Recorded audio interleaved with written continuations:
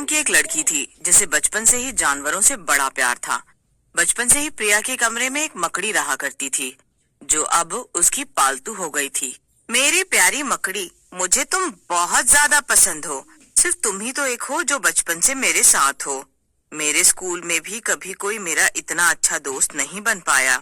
सबको मैं बदसूरत जो लगती थी, पर तुमने कभी मेरा साथ नहीं छोड़ा। मकड़ी आकर प्रिया के हाथ पर बैठ जाती है। तुम्हें क्या पता, मेरा रिश्ता देखने के लिए लोग आ रहे हैं आज।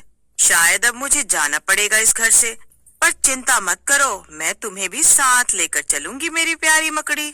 तभी प्रिया की माँ उसे आवाज लगाती है, प्रिया जल्दी आ नीचे, लड़के वाले आगे हैं। प्रिया दौड़कर नीचे आ जाती है। लड़के का नाम बिरजू था और वो अपने माँ बाप के साथ आया था, पर प्रिया की शक्ल देखकर तीनों ही लोग मुंह बना लेते हैं।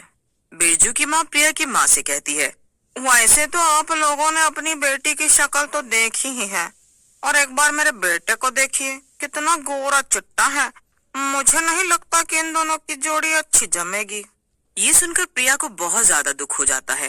वो सब तो ठीक है, पर हमें दहेज में 10 लाख रुपए चाहिए, और मुझे नहीं लगता आपकी बेटी को कोई और रिश्ता देगा अपना, तो सोच लीजिए आप। ये सुनकर प्रिया के मम्मी पापा सोच में पड़ जाते हैं। भला हम इतना पैसा कहाँ से लाएंगे बहन जी? एक काम करिए, आप आधा अभी ले लीजिए और आधा मैं आपको शादी के दिन दे दूंगा। ठीक है, तो फिर आप रिश्ता पक्का समझिए। बिरजू का परिवार चला जाता है और प्रिया की मम्मी और पापा बहुत खुश थे कि आखिर उनकी बेटी की शादी तय हो गई थी। पर प्रिया काफी दुखी थी। मम्मी पापा, ये इतना पैसा आप लोग कहाँ से लाएंगे? कैसे होगा ये सब कुछ? मुझे तो वो लोग ठीक नहीं लगे। अरे तू मत चिंता कर बेटी, सब ठीक हो जाएगा। ऐसे ही शादी का दिन आ जाता है, पर शादी के एक दिन पहले बिरजू गुस्से में प्रिया के घर आता है और उसके मम्मी पापा को धमकाने लगता है। क्यों अंकल आंटी, हमारी क्या बात हुई थी कि आप हमें शादी से पहले सारा पैसा दे देंगे, फिर पैसा अब तक मिला क्यों नहीं? बेटा, मैं तुम्हें शादी के बाद पैसे दे दूंगा, अभी इंतजाम नहीं हो पाया। हाँ बेटा, बस कुछ ही दिन की तो बात है, एक बार शादी तो हो जाने दो बस। पर बिरजू जोर जोर से चिल्लाने लगता है और शादी तोड़ने की धमकी देने लगता है। प्रिया अपने कमरे में बैठी ये सब बातें सुन रही थी। उसकी मकड़ी भी उसके पास ही थी और उसके हाथ में बैठी थी। बिरजू को अपने माँ बाप पर ऐसे चिल्लाता हुआ सुनकर प्रिया को बहुत ज्यादा गुस्सा आ जाता है। वो बाहर जाकर बिरजू से कहती है, बस बहुत हो गया बिरजू, नहीं करनी मुझे ये शादी, और नहीं देने मुझे तुम लोगों को कोई भी पैसे। बेटा, ये तुम क्या कह रही हो? अंदर जाओ, हम लोग संभाल लेंगे। पर बिरजू को प्रिया का बोलना बिल्कुल भी अच्छा नहीं लगता। तुम्हारी इतनी हिम्मत, तुमने मुझसे शादी करने से इनकार किया? हाँ क्या? अब मेरे घर से निकल जाओ, वरना धक्के मारकर तुम्हें यहाँ से निकाल दूंगी। बिरजू को बहुत गुस्सा आता है और गुस्से में वो पास रखा टेबल लैंप प्रिया के सर पर मार देता है, जिससे प्रिया बेहोश हो जाती है। प्रिया के हाथ में अभी भी मकड़ी थी, वो नीचे गिर जाती है। मकड़ी जाकर बिरजू के पैर में काट लेती है। ये क्या था? किसने काटा मुझे? ये तो मकड़ी है। बिरजू अपने पैर से मकड़ी को दबाकर उसे मार देता है। बिरजू, ये क्या किया तुमने? प्रिया तो बेहोश हो गई है, अब क्या होगा? इसे हॉस्पिटल ले जाना होगा। कहीं नहीं ले जाना है, अभी अपने आप उठ जाएगी। मैं जा रहा हूँ, मुझे बहुत काम है, और हाँ, कल पैसे मिल जाने चाहिए। थोड़ी देर में जब प्रिया को होश आता है तो सबसे पहले उसकी नजर अपनी मरी हुई मकड़ी पर पड़ती है। उसे मरा हुआ देखकर प्रिया जोर जोर से रोने लगती है। प्रिया के मम्मी पापा उसे चुप कराने लगते हैं। माँ, उसने मेरी प्यारी मकड़ी को मार दिया। मैं उस आदमी से कभी शादी नहीं कर सकती, वो सिर्फ पैसों के लिए मुझसे शादी कर रहा है। हाँ बेटा, तुम चिंता मत करो। उसने जब तुम पर हाथ उठाया तभी हमने फैसला कर लिया था कि हम ये शादी नहीं होने देंगे। हम अभी उसे फोन करके मना कर देंगे। प्रिया रोते रोते अपनी मकड़ी की लाश को उठाती है और अपने कमरे में ले जाती है। कमरे में प्रिया मकड़ी की लाश को ले जाकर एक कोने में बैठ जाती है कि तभी मकड़ी एक बड़े से भूत में बदल जाती है। उसका सर बड़ा हो जाता है, वो बिल्कुल इंसानों की तरह। ये क्या? प्रिया, मैं हूँ तुम्हारी प्यारी मकड़ी की आत्मा। मैं तुमसे बहुत प्यार करती हूँ और मरने के बाद मैं भूत में बदल गई, पर अब मैं अपनी सारी भूतिया शक्ति तुम्हें दे दूंगी, जिससे तुम जब चाहो तब एक स्पाइडर मैन चुड़ैल बन जाओगी और जिससे चाहो उससे बदला ले पाओगी। उस बिरजू से भी। क्या? ये तुम क्या कह रही हो? मुझे कुछ समझ नहीं आ रहा। पर मकड़ी का भूत कुछ और नहीं कहता और प्रिया के अंदर घुस जाता है। इससे उसकी सारी शक्तियाँ प्रिया के अंदर आ जाती हैं। पर प्रिया एक स्पाइडरमैन चुड़ैल में बदल जाती है। ये क्या? मैं तो सचमुच स्पाइडरमैन चुड़ैल बन गई। मैं नीली दिख रही हूँ।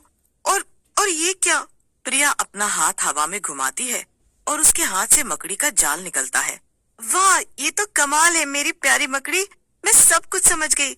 अब ये मेरी जिम्मेदारी है कि मैं इसे सही तरीके से इस्तेमाल करूं। तभी प्रिया की माँ ऊपर कमरे में आ जाती है और मकड़ी प्रिया के अंदर से बाहर आ जाती है। माँ, आप यहाँ? आप इतना परेशान क्यों नजर आ रही हैं?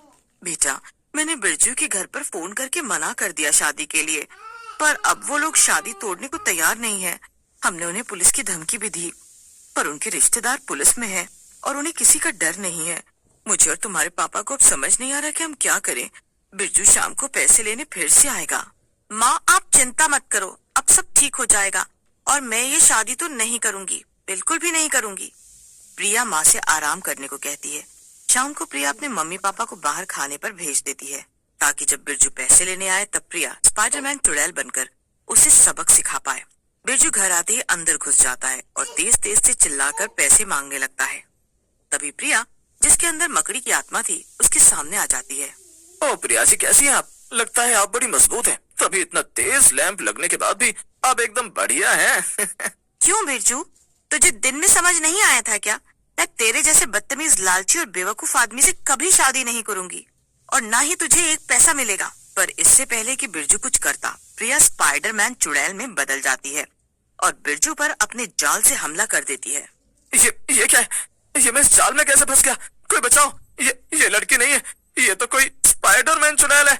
बचाओ, बचाओ! स्पाइडरमैन चुड़ैल अपने जादू से जाल में फंसी हुए बिरजू को हवा में उड़ा देती है और फिर उसे जमीन पर पटक पटक कर बेहोश कर देती है। जैसे ही बिरजू को होश आता है, वो दौड़कर अपने घर जाता है। अपने घर पहुंचकर बिरजू अपने मम्मी पापा को बुलाने लगता है। तभी बिरजू अपने माँ बाप के कमरे में जाता है और वहाँ का नजारा देखकर चौंक जाता है। सामने स्पाइडरमैन चुड़ैल छत पर चिपकी हुई थी और उसके मम्मी पापा जाल में फंसे हुए थे। बेटा, हमें बचाओ बेटा! बिरजू को देखकर स्पाइडरमैन चुड़ैल जमीन पर कूद जाती है और बिरजू को अपने जाल में फंसा देती है। अब तीनों मेरी बहुत ध्यान से सुनो। मैं तुम्हारे बेटे बिरजू से शादी नहीं करूंगी। ये शादी नहीं होगी और किसी ने भी जबरदस्ती की तो तुम तीनों के साथ अच्छा नहीं होगा। और हाँ, इस बिरजू की शादी किसी से भी हो, अगर मैंने सुना कि तुम लोगों ने उससे दहेज लिया है तो मैं तुम तीनों को जान से मार दूंगी, समझे? हाँ हाँ, हम बिल्कुल भी दहेज नहीं लेंगे, किसी से भी नहीं, और हम तुमको और तुम्हारे परिवार को बिल्कुल भी परेशान नहीं करेंगे, पक्का। ठीक है, मैं जा रही हूँ। और हाँ, ये सारे गहने जो तुम लोगों ने हमारे पैसे से खरीदे हैं, ये सब भी ले जा रही हूँ। कोई दिक्कत? स्पाइडरमैन चुड़ैल सब गहने लेकर चली जाती है और वापस अपने घर आ जाती है। प्रिया के मम्मी पापा उसका इंतजार कर रहे थे। उन्हें इंतजार करते देखकर चुड़ैल वापस प्रिया में बदल जाती है और भूतिया मकड़ी उसके सामने खड़ी थी। मेरी प्यारी मकड़ी, अगर तुम नहीं होती तो ये सब कभी मुमकिन नहीं हो पाता। तुमने मुझे इतना प्यार दिया, ये तो मेरा फर्ज था। अब मैं चलती हूँ। इतना कहकर मकड़ी वहाँ से गायब हो जाती है और प्रिया अंदर चली जाती है। माँ पापा देखो, मैं आ गई और मैंने सब ठीक कर दिया। मैं हमारे पैसे और गहने भी उनसे ले आई हूँ। अब वो हमें कभी परेशान नहीं करेंगे। पर ये सब तूने कैसे किया बेटा? वो सब बस अपने आप हो गया माँ। उन्हें अपनी गलती का एहसास हो गया और बात वहीं पर खत्म हो गई। अब कोई टेंशन की बात नहीं है। मैं अपनी पढ़ाई पूरी करूंगी और देखना, मुझे बहुत अच्छा लड़का मिलेगा शादी के लिए। इसके बाद प्रिया अपने परिवार के साथ खुशी खुशी रहने लगती है और अक्सर अपनी मकड़ी को याद करती थी।